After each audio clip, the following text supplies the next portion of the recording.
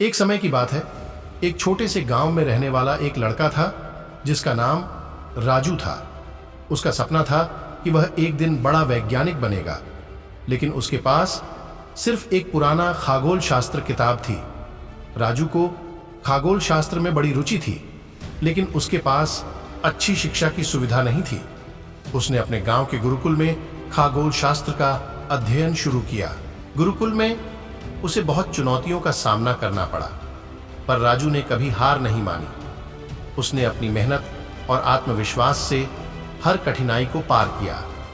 धीरे धीरे उसकी मेहनत ने उसे एक बड़े वैज्ञानिक बना दिया। राजू ने नए खोजों में योजना बनाई और उसने खगोल शास्त्र में नई दिशाएं खोजी। आज राजू वैश्विक रूप से मान्यता प्राप्त एक खगोल शास्त्री बन गए हैं, जिसने अपनी मेहनत और संघर्ष के माध्यम से अपने सपनों को हकीकत में बदला।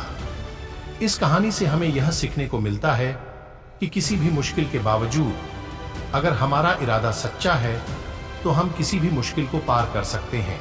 फिर जब राजू ने अपने सपनों को पूरा करने का सफलतापूर्वक कदम रखा, उसने अपने गांव के बच्चों के लिए एक शिक्षा केंद्र स्थापित किया।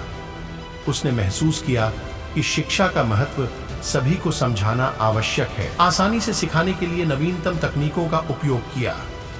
उसका केंद्र एक सशक्त शिक्षा प्रणाली का प्रतीक बन गया।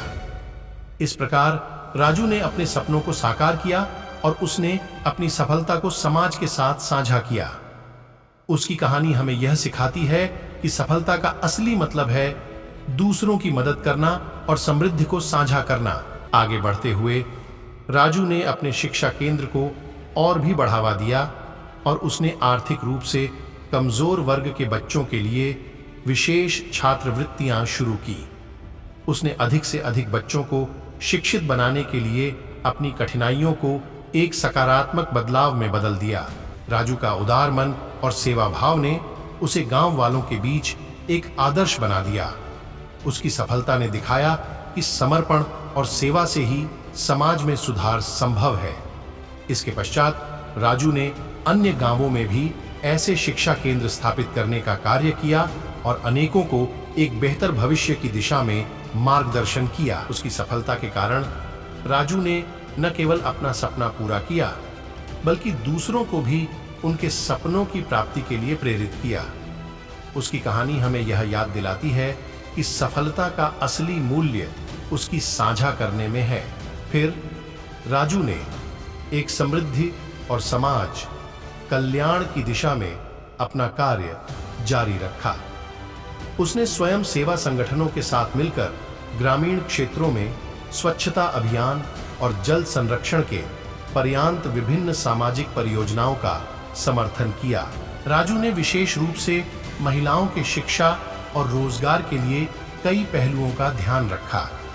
उसने गांव की महिलाओं को सकारात्मक बदलाव में सहयोग करने के लिए योजनाएं बनाई और उन्हें आत्मनिर्भरता की दिशा में मार्गदर्शन किया। उसकी प्रेरणा से और भी लोगों ने उसकी तरह समाज में सकारात्मक परिवर्तन लाने का संकल्प लिया। इस प्रकार राजू की कहानी हमें यह सिखाती है कि एक व्यक्ति की सफलता कैसे समृद्धि और समाज सेवा में रूपांतरित हो सकती है।